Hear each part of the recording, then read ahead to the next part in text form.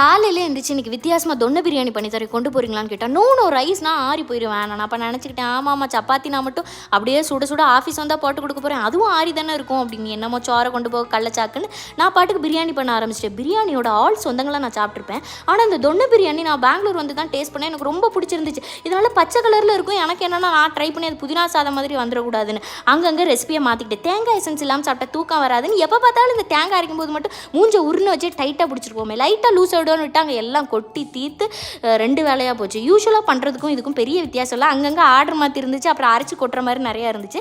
அதை மட்டும் பண்ணிவிட்டு இன்றைக்கி தான் தண்ணி அளவு எல்லாத்தையும் சேர்த்து கரெக்டாக போட்டோன்னு நினச்சேன். ஆனால் அது கொஞ்சம் அதிகம் ஆகிட்டு போல இருக்குது. அந்த சைடு கேப்பில் நான் வந்து இந்த சிக்கன் 65 இதெல்லாம் பொரிச்சிட்டு திறந்து இனாக்ரேஷன் பண்ணி பார்க்குறேன். வழக்கம் போல் தண்ணி கொஞ்சம் லைட்டாக குழஞ்ச மாதிரி இருந்துச்சு. பட் பரவாயில்ல, அது ஆறுனா தண்ணியெல்லாம் காணாமல் போயிருன்னு சொல்லி சுடுன்னு கேட்டிங்களா, இந்த நான் காலையிலே கொடுத்துட்றேன்னு சொல்லிட்டு காலையிலேக்கு கொஞ்சம் கொடுத்துட்டு அது அருமையாக வந்ததுனால நானும் கொஞ்சம் ஆஃபீஸ்க்கு எடுத்துகிட்டு ஆஃபீஸ் ஓடிட்டேன்.